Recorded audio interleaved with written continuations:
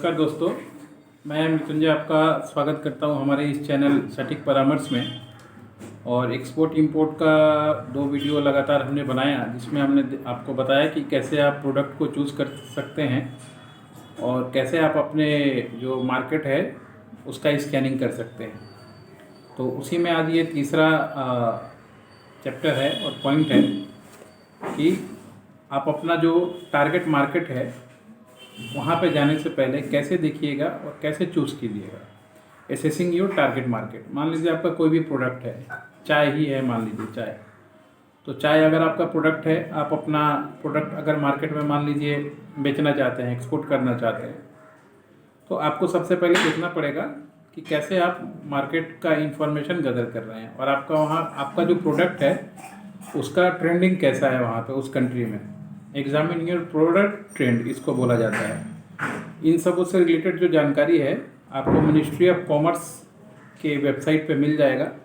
Ministry of commerce के website पे और DGFT की साइट पे, ये दोनों पे बहुत सारा स्टडीज़ दिया रहता है कि कौन से कंट्री में चाय का ज़्यादा डिमांड है या वहाँ के लोग किस तरह का चाय को प्रीफर कर रहे हैं, हमारी कंट्री से कितना चाय वहाँ पे एक्सपोर्ट हो रहा है या वर्ल्ड से कितना चाय वहाँ पे एक्सपोर्ट हो रहा है, लोगों का क्या वहाँ पे अर्निंग कैपेसिटी है, कितना लोग खर्च करते हैं चाय पीने पे या चाय पे। ये सारी चीज़ें रिसर्च आपको मिल जाएगा, जिससे आपको मार्केट डिसाइड करने में या टारगेट करने में काफ़ी सुविधा होगा। तो ये जो आपका होमवर्क है ये आपको करके रखना है। सेकेंड पॉइंट आता है इसमें, जब किसी भी मार्केट को आप टारगेट कीजिएगा कि रिसर्च द कॉम्पिटिशन।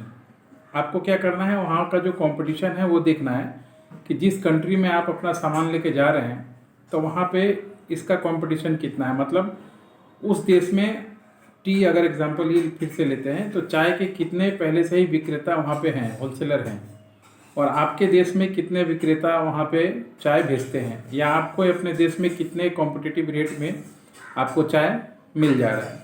अगर ये रिसर्च आपके पास होगा, उसके बाद आपको डिसीजन लेने में सुविधा होगा कि जहाँ पे आप काम करने जा रहे हैं या जो मार्केट में आप काम करने जा रहे हैं वो मार्केट आपके लिए सूटेबल है या नहीं है। तो किसी भी एक्सपोर्ट इंपोर्ट के बिजनेस के लिए, चाहे वो चाय हो या ज्वेलरी हो या मान लीजिए स्क्रैप हो या कुछ भी हो, तो ऐसे चीज़ें मार्केट टारगेट करने के पहले जान लेना और रिसर्च करना ज़रूरी होता है। लोग क्या करते हैं, रिसर्च नहीं करते हैं, मार्केट में आ जाते हैं, उसके बाद जब नुकसान होने लगता है तो फिर बोलते हैं मार्केट ख़राब है या जानकारी नहीं था इसके वजह से नहीं हो गया।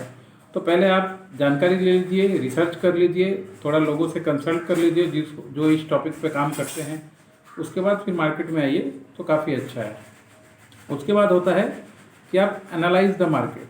मतलब मार्केट का एनालाइजेशन कैसे कीजिएगा। जैसे मान लीजिए आप वहाँ पे अपना ब्रांड लॉन्च कीजिएगा, तो क्या लैंग्वेज में वहाँ पे दीजिएगा, या मान लीजिए क्या लोगो आपका रहना चाहिए। कहीं ऐसा तो नहीं कि आप जो यहाँ पे अपने भाषा में कुछ और बोलते हैं और वहाँ पे जाइएगा तो कुछ अलग बोला जाता है या मीनिंग उसका कुछ उल्टा निकल जाता है। बहुत सारे केसों में ऐसा हुआ है कि एक प्रोडक्ट या एक ब्रांड एक कंट्री में बहुत हिट हुआ, मगर दूसरे कंट्री में जाते ही उसका वर्ड का जो है मीनिंग चेंज हो गया, क्योंकि वहाँ के लोग उस चीज़ को कुछ दूसरा समझते थे, जिसकी वजह से ब्रांड फेल हो गया। तो ये सब थोड़ा आपको ध्यान रखना है, क्या साइज़ में लोग वहाँ के पसंद करते हैं, क्या कलर कॉम्बिनेशन होना चाहिए, वहाँ का नाम कैसा होना चाहिए ताकि लोग वहाँ पे कैच कर पाएँ चीज़ों को।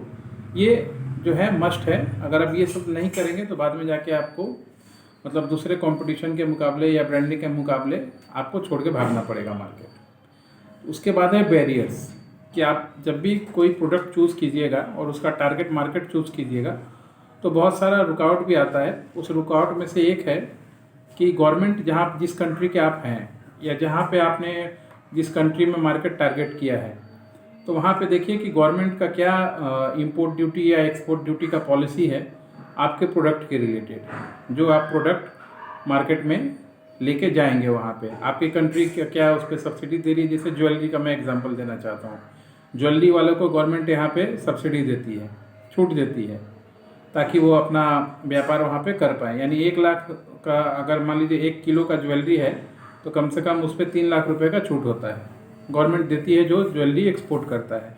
तो वैसे ही आपको जहाँ पे आप कंट्री पे कीजिएगा वहाँ देखना है कि कहीं ये चीज़ें बैन तो नहीं है उस कंट्री के लिए, या आपके कंट्री में वो चीज़ें गवर्नमेंट की तरफ से बैन तो नहीं है जिसको भेजना मना हो, ये सारा लिस्ट आपको DGFT के वेबसाइट पे मिल जाएगा कि क्या क्या चीज़ें हैं और कौन कौन से ऐसे कंट्री है जहाँ से कुछ रिस्ट्रिक्टेड चीज़ें मंगाई नहीं जा सकती है, यहाँ से कुछ चीज़ें भेजी नहीं जा सकती।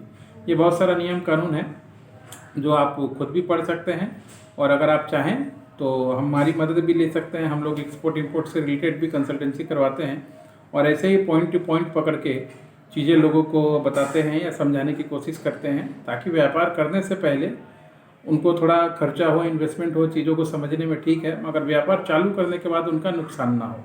क्योंकि व्यापार चालू करने के बाद नुकसान होगा तो आप उसको संभाल नहीं पाइएगा दोस्तों। उससे अच्छा है कि पहले चूज़ कीजिए और इस तरीके से आप पहले अपना प्रोडक्ट का देखिए कि कौन सा प्रोडक्ट आपके लिए सूटेबल है, उसके बाद देखिए कौन सा मार्केट पोटेंशियल है आपके लिए, फिर आप मार्केट को टारगेट कीजिए कि कैसे आप मार्केट में उस कंट्री में आपके लिए काम करना अच्छा है या नहीं है। ये पूरा हमने डिस्कस किया आप लोगों के साथ 3 वीडियोज़ में।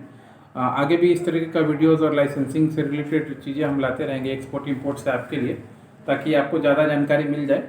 और अगर आप हमारा कंसल्टेंसी लेना चाहते हैं, हैंड होल्डिंग कंसल्टेंसी, हम कोई भीड़ लगा के ट्रेनिंग देने वाला काम नहीं करते हैं कि 20 लोगों को बुला लिया और एक ही साथ सबको समझा दिया, क्योंकि हर एक आदमी का रिक्वायरमेंट अलग होता है, हर एक आदमी का सोचने का शक्ति अलग होता है, हर एक आदमी एक ही प्रोडक्ट को अलग अलग तरीके से डील करता है। इसलिए हम लोग हैंड होल्डिंग सपोर्ट करते हैं कि एक के साथ कॉन्टेक्ट हुआ तो उसी के साथ टाइम अच्छा दे के उसको समझा के उसको बिजनेस में खड़ा किया जा सके। अगर आपको भी ऐसी कंसल्टेंसी की ज़रूरत है या हमारी ज़रूरत है तो आप हमारा पेड कंसल्टेंसी ले सकते हैं, जिसमें हम आपका हैंड होल्ड करके पूरे साल या 2 साल बोलिए, 5 साल बोलिए, जब तक आप रहिएगा हम रहेंगे, एग्रीमेंट करके हम लोग काम कर सकते हैं और आपकी कंपनी को आगे बढ़ने में पूरी मदद हम लोग अपने तरीके से, अपने नॉलेज से, अपने एक्सपीरियंस से, अपने कॉन्टैक्ट बेस से, सारे तरीक़ों से हम लोग मदद करते हैं। आज के लिए इतना ही दोस्तों, नमस्कार।